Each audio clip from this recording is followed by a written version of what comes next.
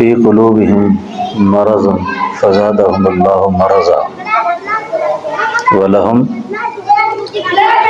ولہم عذاب علیم۔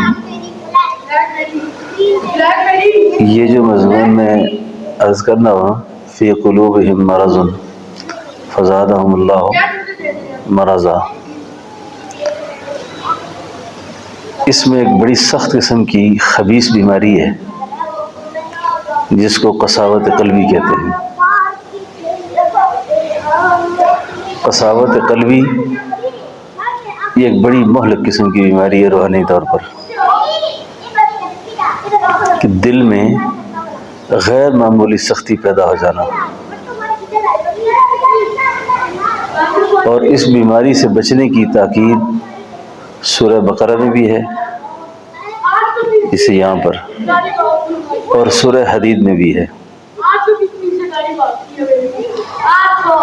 اس بیماری کی وجہ سے آدمی سے قبولیت حق کی استعداد چھن جاتی ہے۔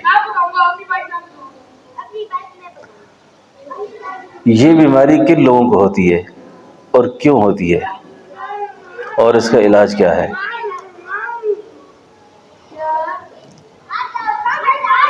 آدمی پڑھا لکھا بھی ہے،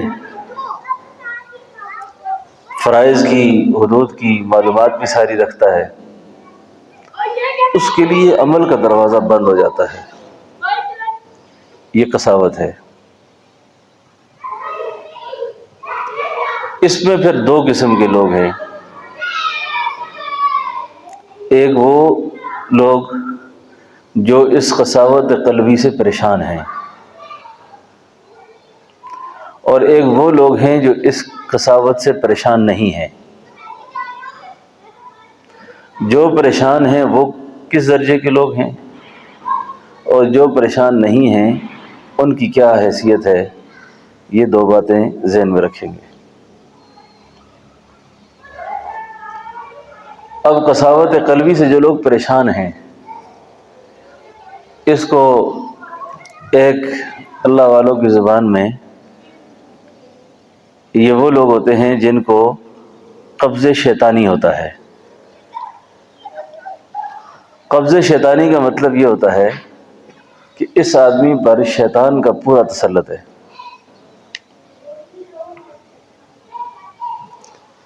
اور یہ شیطان کا تسلط کیوں ہوا ہے جس سے اس میں یہ بیماری پیدا ہوئی ہے؟ یہ جو مضمون میں بھی بیان کر رہا ہوں نا، یہ میری بہت دیر کا غور و فکر کا میں حاصل بیان کر رہا ہوں، کتاب پڑھ کے نہیں بیان کر رہا۔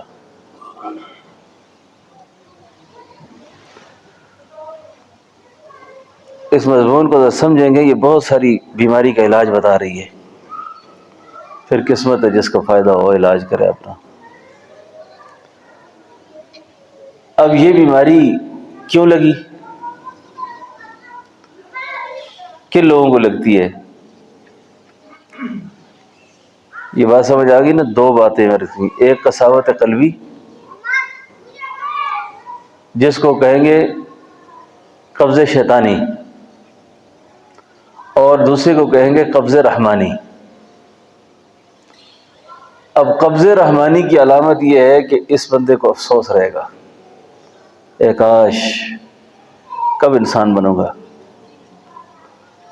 اے کاش کب میں انسان بنوں گا، اتنی زندگی گزر گئی میری، عادات ٹھیک نہیں ہو رہی، اخلاق ٹھیک نہیں ہو رہے، کردار ٹھیک نہیں ہو رہا، معاملات ٹھیک نہیں ہو رہے، ظلمت پہ ظلمت مجھ پر سوار ہوتی چلی جا رہی ہے۔ یہ ہے قبض رحمانی کی علامات، یہ ہے قساوت قلبی، وہ جس قساوت قلبی سے نکلنے کے اس کے لیے راستے موجود ہیں۔ یہ نکل آئے گا اس سے، کیونکہ اس کو اپنی بیماری کا احساس بھی ہے اور اس کا ادراک بھی ہے، اور اس بیماری کے علاج کی فکر بھی ہے، سوچتا ہے، کرتا ہے، غلطی ہو جاتی ہے اس کے بعد نادم ہو جاتا ہے، پریشان ہوتا ہے۔ اور جو قبض شیطانی ہے، قساوت قلبی اس درجے کی، چل یار ٹھیک، چل دیکھیں گے، پھر نماز آئی تو پڑھ لی، اللہ کا حکم طبیعت کے مطابق ہوا تو پورا کر لیا، طبیعت کے خلاف ہوا تو کام چلا لیا۔ یہ شخص جو ہے نا، یہ منافقین کی ایک خاص بیماری کے اندر مبتلا ہے، جو منافقین کے اندر تھی، جس کا ذکر اللہ نے قرآن میں کر کے فرمایا فی قلوبہم مرض فزادہم اللہ مرضا ولہم عذاب علیم بما کانوا یکذبون۔ بہت زمانہ پہلے مولانا عبد الماجد دریابادی رحمۃ اللہ علیہ کی ایک تفسیر دیکھنے کا موقع ملا تھا، آج یاد آئی وہ بات۔ انہوں نے علیم پر اور عظیم پر بہت جامع گفتگو فرمائی کہ یہ علیم کیوں کہا اور تھوڑے سے وقفے سے عظیم کیوں کہا۔ یہاں کہا وَلَهُمْ عَذَابٌ علیم، اور دوسری جگہ کہا وَلَهُمْ عَذَابٌ عَظِيمٌ بِمَا كَانُوا، وَلَهُمْ عَذَابٌ عظیم ہے نا، اور وَلَهُمْ عَذَابٌ عَلِيمٌ بِمَا كَانُوا يَكْذِبُونَ۔ اس پر انہوں نے، یہ بڑا عجیب آدمی تھا مولانا دریابادی بھی، جس وقت حضرت تھانوی رحمۃ اللہ علیہ کی خدمت میں حاضر ہوئے تھے نا، کہ ان کو عربیت پر بڑا کمال تھا لیکن ملحد تھے۔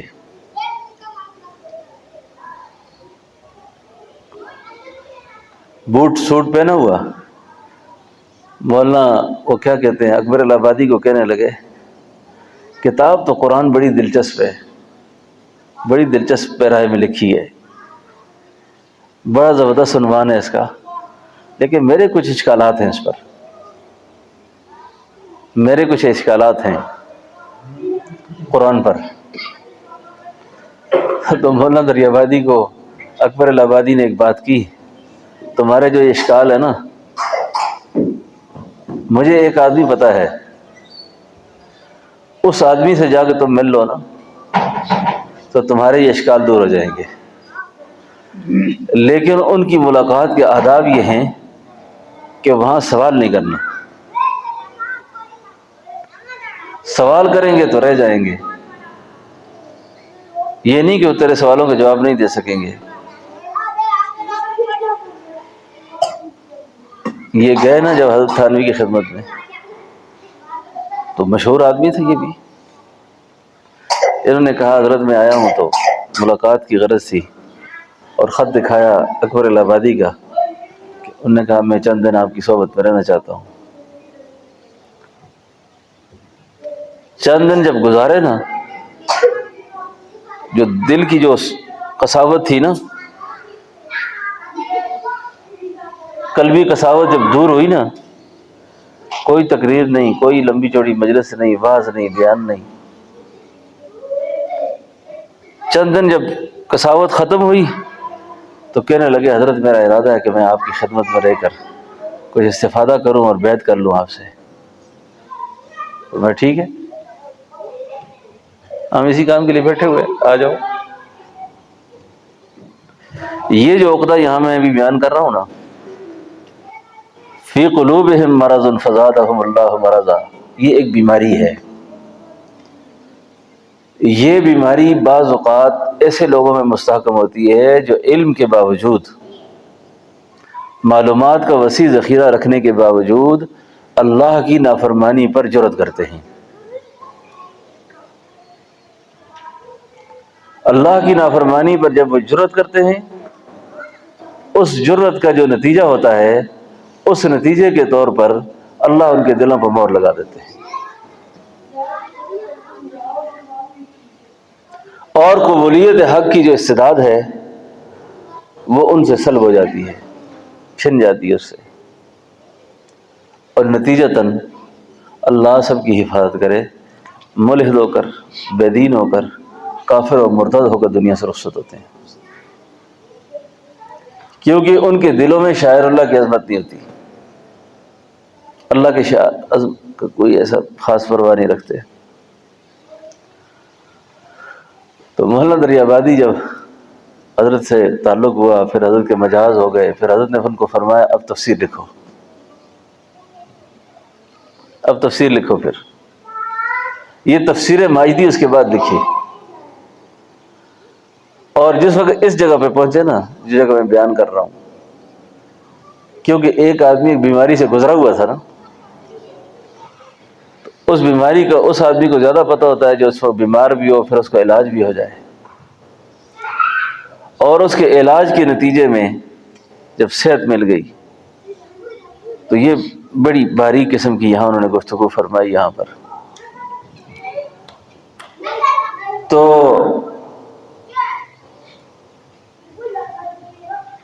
ایسے لوگوں کو اللہ تعالیٰ دکھ دینے والے عذاب سے دوچار کریں گے.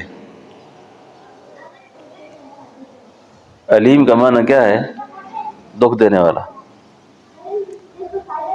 دکھ دینے والے عذاب سے یہ لوگ دوچار کیے جائیں گے، پریشان ہوں گے اس سے. اب یہ قساوت قلبی کس وجہ سے لگ گئی؟ وَمَن يَعْشُ عَن ذِكْرِ الرَّحْمَٰنِ نُقَيِّضْ لَهُ شَيْطَانًا فَهُوَ لَهُ قَرِينٌ. جو رحمان کو چھوڑ دیتے ہیں، رحمان کو یاد نہیں کرتے، اللہ فرماتے ہیں پھر ہم ان پر کیا کرتے ہیں؟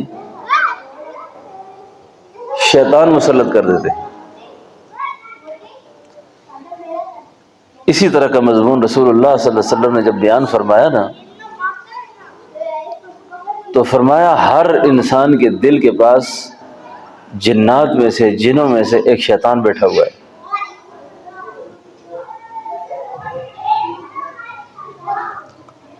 صحابی نے عرض کیا حضور آپ کے قلب مبارک کے پاس بھی ہے؟ فرمایا میرے دل کے پاس جو اللہ نے ہے ایک فرشتہ بٹھا دیا ہے جو مجھے صحیح بات الہام کرتا ہے. اس لیے انبیاء کی عصمت کے اور عظمت کے یہ بات خلاف ہے کہ آپ کے قلوب میں کسی وقت بھی یعنی اللہ کی شان اور اللہ کی عظمت کے منافی کوئی وہم بھی نہیں گزرتا، کوئی وہم بھی وہاں سے نہیں گزرتا.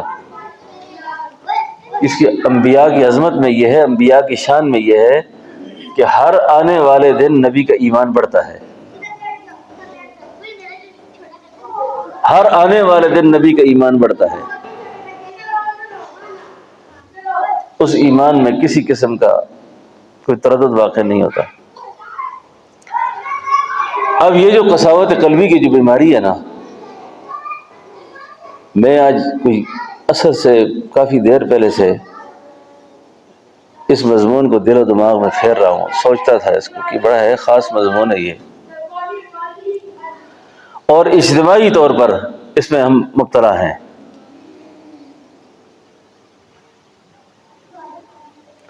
نماز کسی کے ٹھکانے پر نہیں ہے،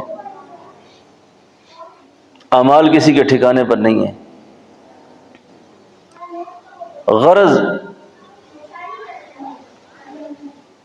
دل جو ہے نا، دل وہ مجموعہ امراض بنا ہوا ہے، امراض بنا ہوا ہے. مرضوں پہ مرض، مرض پہ مرض، مرض پہ مرض. اور اتنا وسیع جہان ہے اس مرض کا، اتنا وسیع جہان ہے کہ بظاہر پوٹلی چھوٹی سی نظر آتی ہے لیکن ظلمت سے بھری ہوئی ہے، تاریکیوں سے بھری ہوئی ہے. اب یہ جو فرمایا وَمَن يَعْشُ عَن ذِكْرِ الرَّحْمَٰنِ،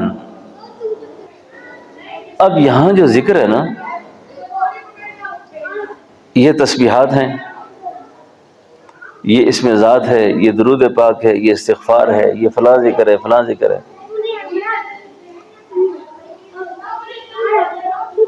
جو لوگ دور کرنے کی کوشش کرتے ہیں نا کہ شیطان ہم سے دور ہو،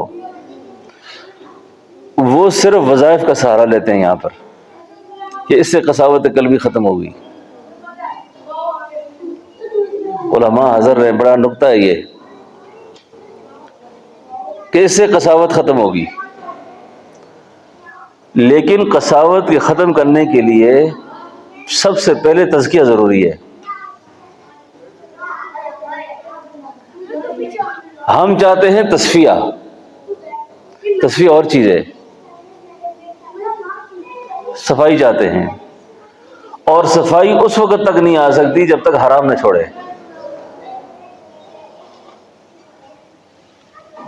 دل کی سختی کے لیے مشکوک کھانا، حرام کھانا، سود کھانا، مشتبہ اموال، ناجائز ذرائع سے حاصل کی ہوئی چیزیں، اب اس سے کہاں آپ کو تہجد میں آنکھ کھلے گی؟ تو یہ جو فرمایا فی قلوبہم مرض فزادہم اللہ مرضا، تو پھر یہ مرض بڑھتا رہتا ہے، مرض بڑھتا رہتا ہے۔ اس لیے اپنے احساس، اپنے فکر کو اجاگر کرنے کے لیے نا اپنی دعا اور التجا میں بندے کو یہ شامل رکھنا چاہیے کہ یا اللہ تو میرے دل کی قساوت کو دور کر دے، اور خدا نہ خواستہ میری موت کا وقت آ گیا اور میرا دل انہی ہنگاموں میں مصروف رہا، انہی ہنگاموں میں مصروف رہا، تو میں کس منہ سے جاؤں گا وہاں پر، کس صورتحال سے جاؤں گا؟ تو قساوت کے دور کرنے کے لیے نا سب سے پہلی چیز حرام سے بچنا، حرام سے، حدود شریعت کا بہت خیال رکھنا، حدود شریعت کا خیال رکھنا، اور حدود شریعت کا جب خیال رکھنے کے بعد اب آپ ذکر کریں گے، آپ سے یہ اثرات دور ہوتے جائیں گے۔ پھر اب آپ کہتے ہیں یار میں نے تو رشوت بھی کھائی ہے، سود بھی کھایا ہوا ہے، حرام بھی کھائے ہوئے ہیں، اب کیا کروں؟ یاد رکھیں، صبح کا بھولا ہوا شام کو گھر واپس آئے نا، اس کو بھولا ہوا نہیں کہتے۔ جب تک زندگی کے سانس باقی ہیں توبہ کا چانس باقی ہے، معافی کا سب کچھ موجود ہے۔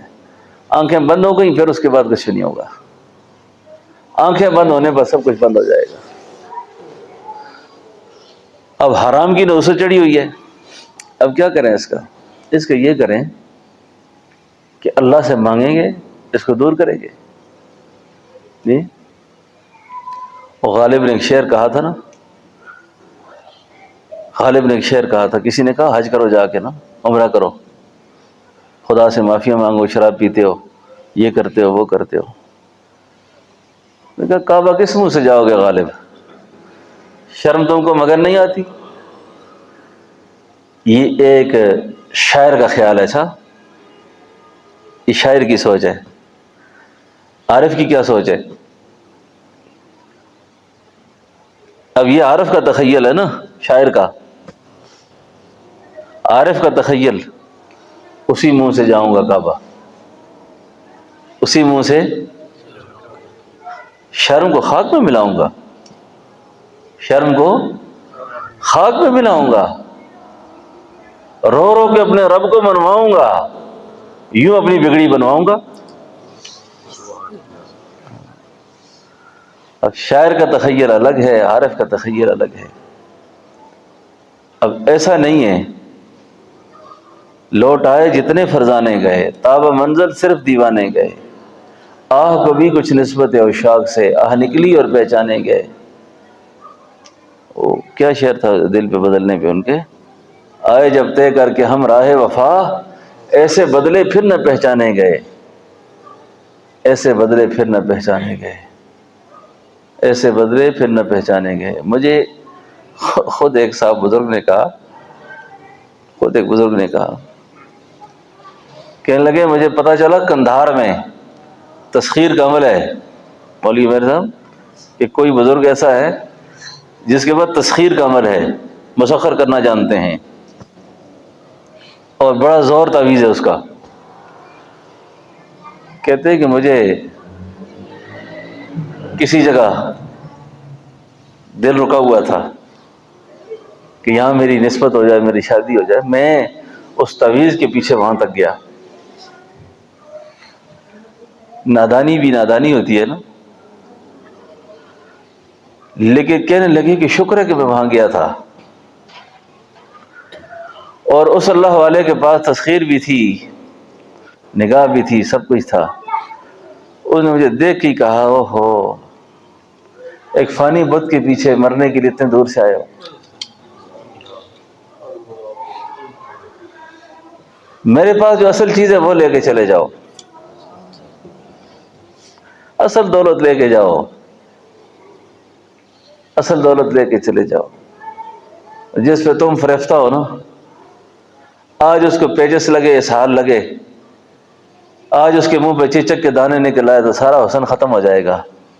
میرے پاس کچھ اور بھی ہے اگر لے کے جانا چاہتے ہو تو۔ وہ ایسی توجہ تھی کہ دل سے وہ عورت وہیں نکل گئی۔ میں نے کہا حضرت تسخیر بھی اپنے پاس ہی رکھیں، یہ تعویذ بھی رکھیں، مجھے جو اصل چیز ہے وہ دے دیں۔ کبھی کبھی آدمی سفر کرتا ہے نا، ہماری زبان میں کہتے ہیں کبیدہ لتراس آ گئی نا، کبیدہ، ایک آدمی کی کمر ٹیڑھی تھی نا، ٹیڑھی کمر والا تھا، درد کے مارے، تو پیچھے سے کسی دشمن نے دیکھا اس کو جا رہا ہے نا، اس نے پیچھے سے ٹھوڈا مارا ایک نا، مارا تو اس نے ضد سے تھا اس کو، لیکن کمر سیدھی ہو گئی اس کی۔ کئی دفعہ ایسا ہوتا ہے نا کہ کبے پہ لت راس آ جاتی ہے، ٹیڑھے آدمی کو لات مارنا راس آ جاتی ہے نا، اس کا مورا ٹھیک ہو جاتا ہے۔ تو اللہ کا بھی ایک عجیب نظام ہے، جب ہدایت کے فیصلے فرما دیں نا، ہدایت کے فیصلے کر دیں، ہدایت کے فیصلے کر دیں، اور اپنا بنانا کا فیصلہ ہو جائے کہ اس کو اپنا بنانا ہے، اس کو مٹی کے کھلونوں میں ضائع نہیں کرنا ہے، اس کو گند میں نہیں ڈالنا ہے اس کو۔ اب یہ تو ہماری بد نصیبیاں ہیں کہ سونے کا بھاؤ اور بوسے کے بھاؤ بکے آدمی۔ ہاں جی، تو یہ بڑی، تو کہا وہ بس دل سے نکل گئی، خیال ہی ختم ہو گیا، وہ چیز رخصت ہو گئی دل سے۔ تو بس بھائی دوستو، یہ اس مضمون کو یاد رکھیں، اس مضمون کو پڑھیں، سمجھیں اس کو، ہے بڑی خاص مضمون ہے، یہ نجات کے لیے کافی ہوگا۔ اور پھر اگلی بات، حضرت مجذوب نے پوچھا تھا کہ حضرت یہ باتیں تو بڑی خاص کی آپ نے، خواجہ عزیز الحسن مجذوب نے، مجھے کیسے حاصل ہوگی؟ اب بات یاد رکھیں، جس آدمی نے دل دیا نا مجدد زمانہ کو، کہ وہ سب کچھ چھوڑ چھاڑ کے آگے بیٹھ گئے،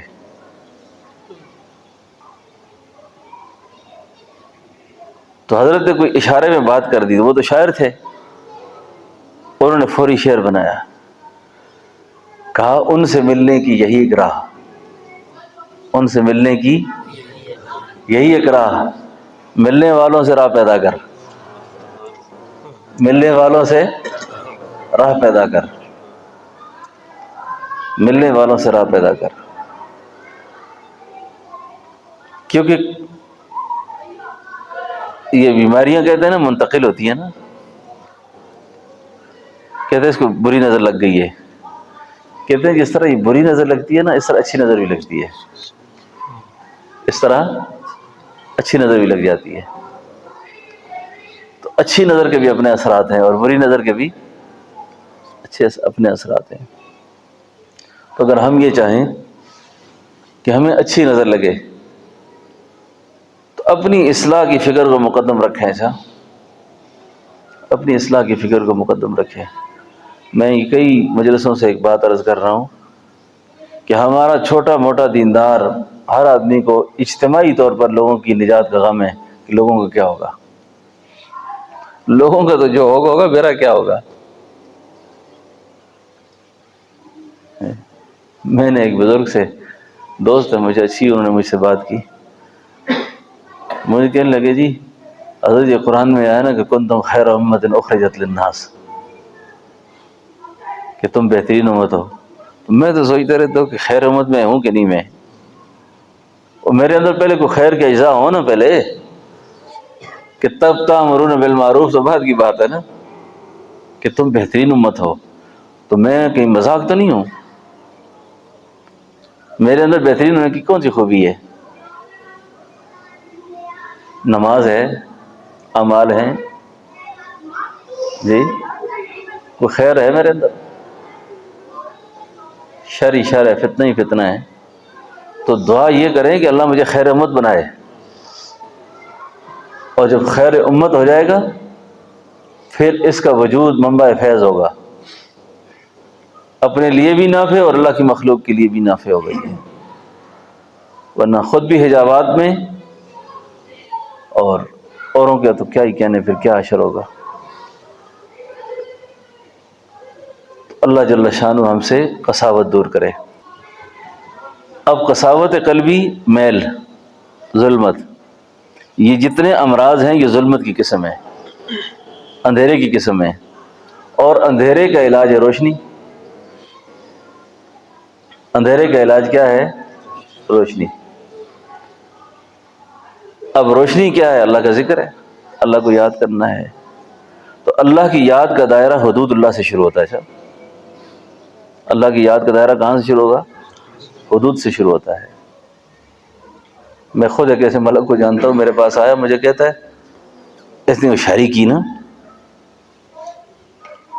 کہ استاد جی ماں اپنے پوترے نے بڑی محبت ہے تو میں سب کچھ پوتے کا نام کرا چھڑے ہے۔ بیٹا ہے کہ نا آگے پوتے کا نام کرا دیا سارا کچھ۔ تو میں کہا بیٹیاں؟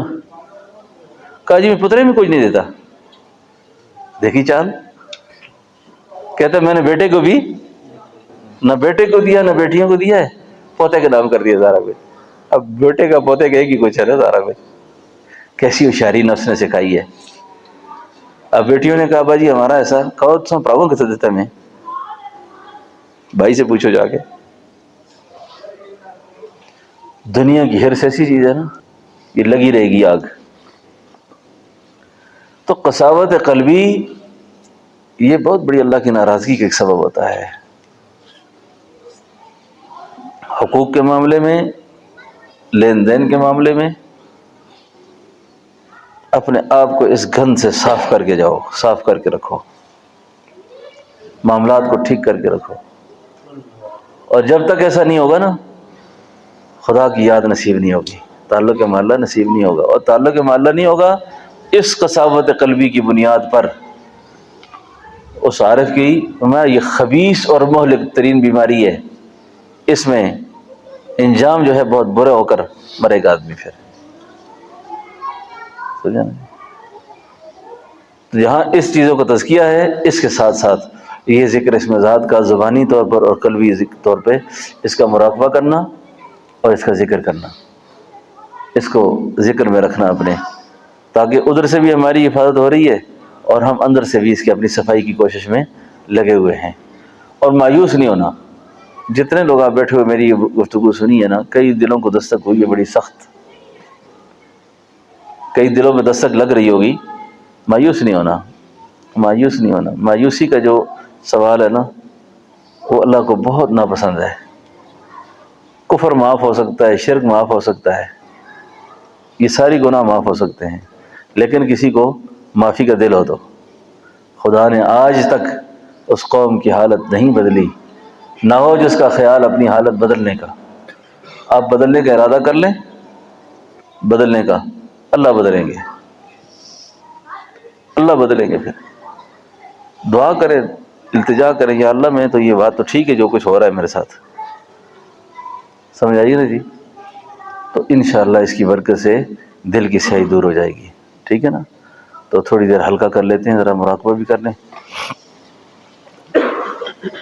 دوزانو ہو کر بیٹھیں، نہیں بیٹھ سکتے جیسے مرضی ہے بیٹھیں، دل کی طرف تھوڑی سی توجہ کریں ذرا۔